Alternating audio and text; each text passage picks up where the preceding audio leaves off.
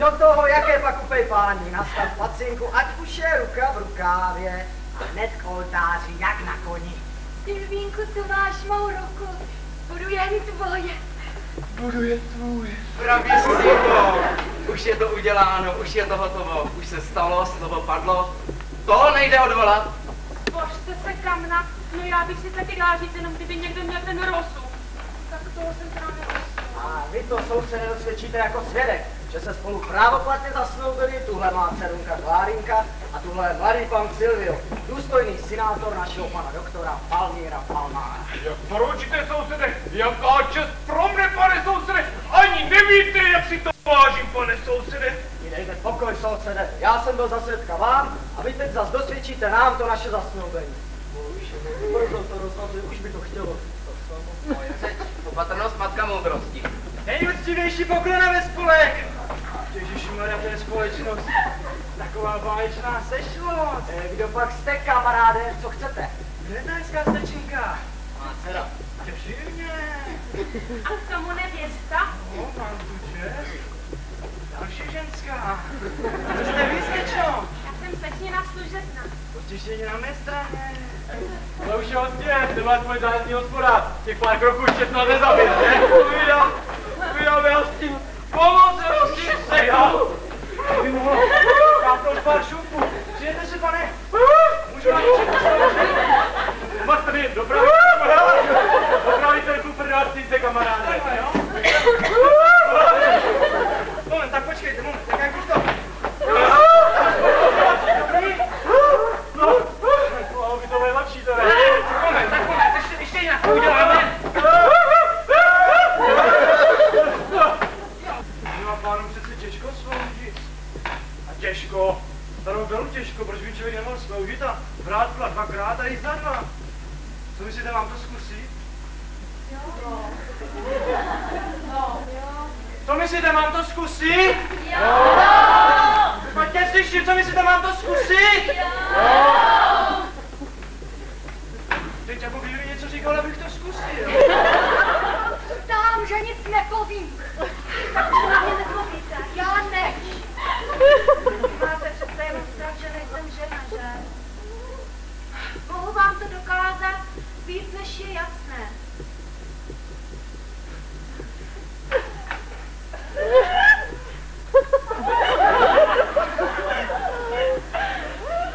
Chápejte, že jsem z toho jako uvidění. No, tak často nestává, že?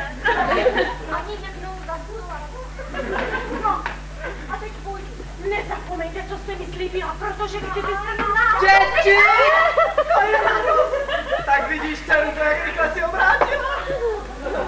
Neříkal jsem vám, pane Aniborna, že ji uklidním? Jedinečně svedste s ní za 4 minuty víc, než já bych svedl za 4 roky. No tak se v tom teprve nevyznám. A teď honem svatbu. No tak pospíchat snad nemusíte, tatínku. No zrovna, když si tu za zavřenými dveřmi hezky to...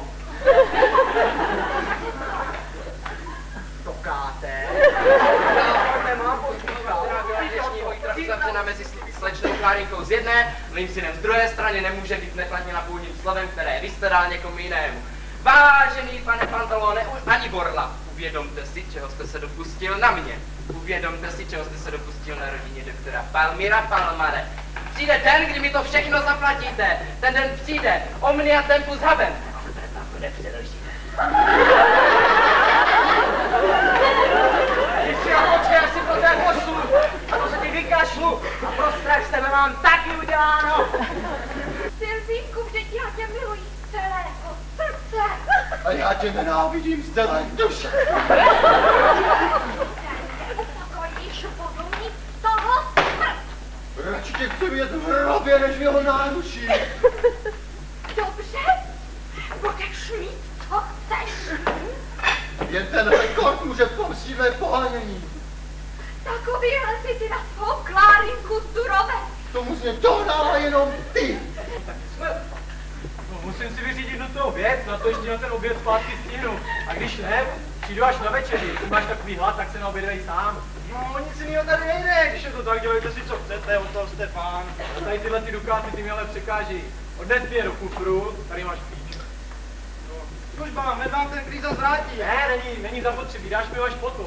Jdu teď na náměstí. Na oběd vejře a přijď tam za mnou, budu tam čekat jako na trní, dokud mi toho Azora neseženeš. Dělej. Azora. Včera přišel, abych si dal loty. Teďko ještě ten majonezský musím přidat samozřejmě nastrohanou kurčičku kyselou jenom. A co potom? A potom cibulku na kraji. Pak to vložíme talíř. To sežeru. Ne, to ještě ne. Šukane, netrapně. Potom to takhle vložím na talíř, až to je na tím talířu, tak vezmu lavkový sahátek, řetvičky, rajčátko, přihlasláci na krajničku, zdobený, jo? A navrch dám snídku zelené petržilky. No tak to už tam nedá, to už nesežeru. To mi ano včas prkáno! To zprojáno a podobin, jak se správně má. Prosím tě, jdi už! No, inteligentně servirovaný. Povídám ti, abys už šel! Nikdo není nesvěvlasti prorokem. Toho člověka nebudu dál do smrti moudrý. Chvíli vypadá jako všemi mastmi mazaný a chvíli jako když 5 neumí napočítat. No, zná to docela dobře. Na mou duši. Tak holky, ticho nastál. Plynou si do daně a milá dáma a něco uhrajem. Čau, kdyby se mi tak poštěstilo obskákat oba dva pány přihověně na jednu. To by bylo teda hodně. Tak honem děvčata, honem, rychle polívku. Starej se tamhle o svůj stůl, místo o tenhle postar. Já se zrovna zastarám, a jen když to půjde. Však to je taky docela v pořádku, zrovna mi umřel pán, tak proto se mu to stará v penáce. Můj bože, nemenoval se tvůj pán Florindo? Florindo. Aretuzi? Jak? Aretuzi! Karetuzi, tak se jmenuje. A je jistě mrtev? A to můžete říct, že je úplně celý mrtvej. A na čem umřel? A kde je jeho hrob? Padu do kanálu. Ale ne do toho kanálu, co vy myslíte, do kanálu Grande. Normálně šel, žuknul tam, samozřejmě, že se utopil teda. No teď tam leží na čumě, celý fialové, nakouklé a strašně smrtí. Já nešťastná! Můj Florindo je mrtev! Zemřel mé štěstí! Zemřel mé jediná naděje!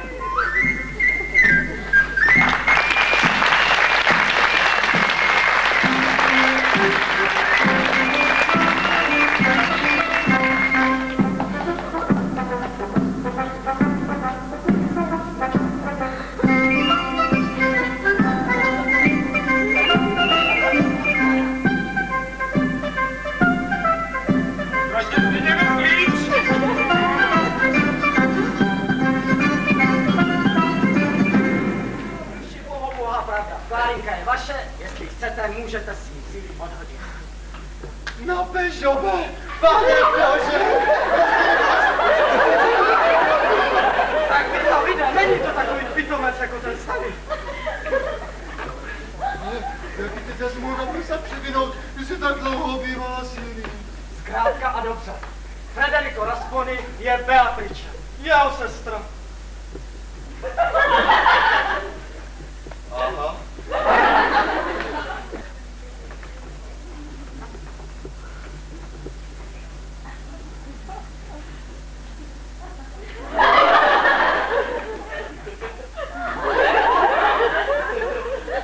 Beatrice? Florindo!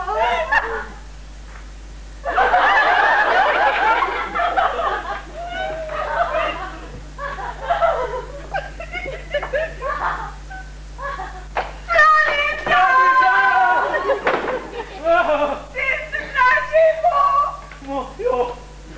A ty taky? Bože, to je štěstí! Miláčku! Miláčku! Pro boha, co ti dohnalo k takovému zoufalství? Dozvěděla jsem se, že umřel! A to jsem se jako pes. A párkrát jsem se taky říct. Ale běžte a zkuste si najít druhého takového, komu by se to podařilo. Už proto doufám, že by to panstvo s veškerou pustou pro mě.